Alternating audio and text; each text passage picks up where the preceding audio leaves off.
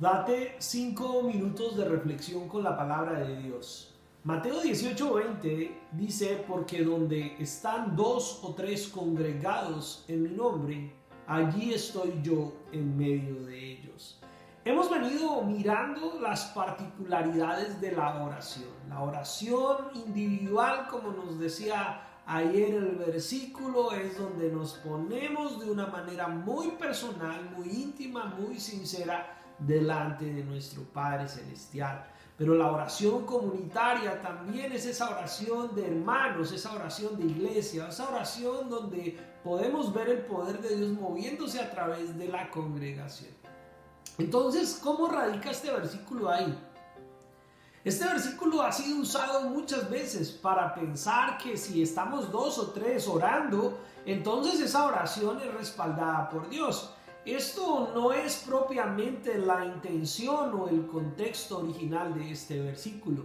Este versículo no está hablando propiamente de que si nos reunimos a orar, entonces Dios está ahí. Porque entonces contradeciría el versículo que vimos ayer de que cuando oremos nos pongamos a solas con el Señor.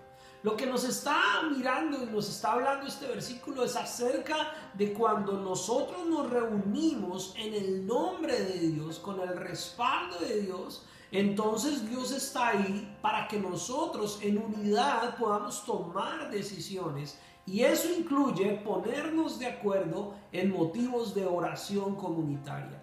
Eso incluye poder de alguna manera tomar decisiones frente a las situaciones que están pasando con otros hermanos en la fe. El contexto del capítulo 18 de Mateo nos habla acerca de cómo podemos resolver conflictos, cómo podemos perdonar, cómo podemos buscar que los hermanos que tienen dificultades, conflictos, los lleven a una buena y verdadera solución. Y donde haya 2 o 3 hermanos reunidos con el respaldo de Dios, entonces van a poder tomar decisiones frente a esas circunstancias. Eso quiere decir que si hay 2 o 3 hermanos que se reúnen a orar para buscar solucionar problemas de la congregación, para buscar mirar cómo crecemos o cómo avanzamos y cómo evitamos conflictos y problemas y que la paz y el amor de Dios reine en medio de nosotros como hermanos, bueno, entonces ahí el versículo entra a darnos una luz donde que si 2 o 3 nos reunimos, nos congregamos en el nombre de Dios, Dios va a estar ahí en medio de lo que estamos haciendo. Y recordemos que aquí es muy importante tener presente qué significa el nombre de Dios. No son palabras mágicas que decimos y que salen de nuestra boca. No se trata solamente de mencionar con palabras el nombre de Dios.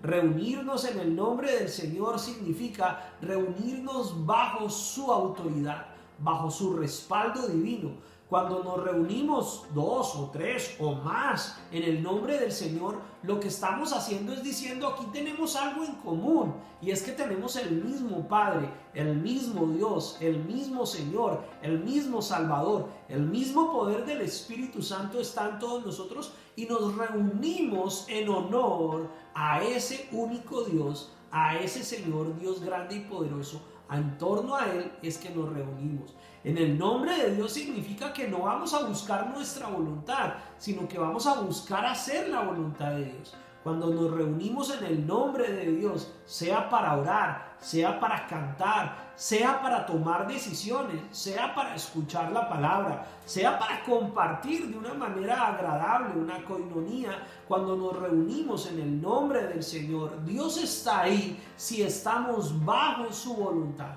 Quiere decir que reunirnos en el nombre del Señor, congregarnos en el nombre del Señor, es un respaldo que debemos tener de Dios cuando como hermanos estamos identificados con la única relación que realmente trae bendición, que es nuestra relación con Cristo Jesús. El poder del Espíritu Santo viene sobre nosotros. Así que si nos reunimos a orar, Dios está ahí con nosotros, pero si lo hacemos en unidad, en el nombre, en el respaldo de Dios vivo.